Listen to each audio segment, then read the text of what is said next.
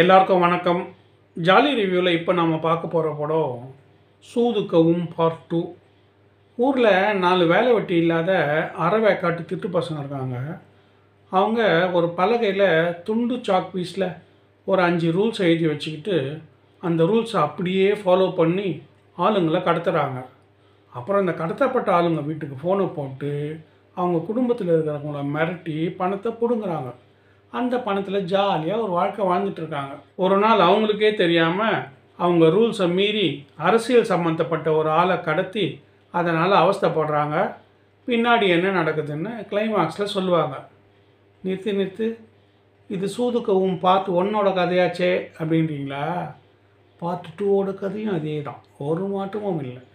என்ன ஒரு விஷயம் புதுசாக சேர்த்துருக்காங்கன்னா, பொதுவாக பார்ட் 2ஓட கதை பார்ட் 1 கதை நடக்கிறதுக்கு அப்புறமா நடக்கிறதா தான் இருக்கும். ஆனால் இந்த பார்ட் 2ல் பார்ட் 1க்கு முன்னாடி நடக்கிற ஒரு மேட்ரையே காமிக்கிறாங்க. பார்ட் 0ன்னு வச்சுக்கலாமா? அதுதான் படத்தோட ரிசல்ட்டுக்கு ஒரு க்ளூ.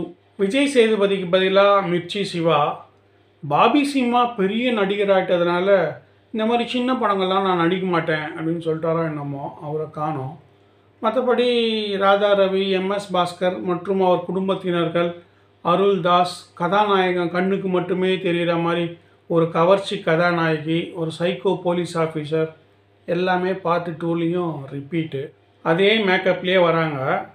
பார்ட் 2ல் எதுக்கும் இருக்கட்டுமேனு இன்னொரு சைக்கோ போலீஸ் ஆஃபீஸரை சேர்த்துருக்காங்க. அவர் கூட நடிக்கிறவங்களெல்லாம் அப்பப்போ கட்சி வைக்கிறாரு. படம் பார்க்குற நம்மளையும் தான். மிர்ச்சி சிவா அவர் நடிக்கிற படங்களில் நமக்கு நல்ல சிரிப்பு வர மாதிரி அங்கங்கே ஜோக் அடிப்பார். ஆனால் இந்த படத்தில் ஜோக் அடிக்கிறதுக்கு பதிலாக நிறைய தம் அடிக்கிறாரு, சரக்கு அடிக்கிறாரு. இந்த செல்ஃபோனில் சார்ஜ் 20% கீழே இறங்குச்சுன்னா ஒரு ரெட் சிக்னல் வருதுல்ல, அந்த மாதிரி அவர் உடம்புல ஆல்கஹால் கம்மியாச்சுன்னா ஒரு ரெட் சிக்னல் வரும். பார்க்குற எல்லாமே பாம்பாக தெரியும்.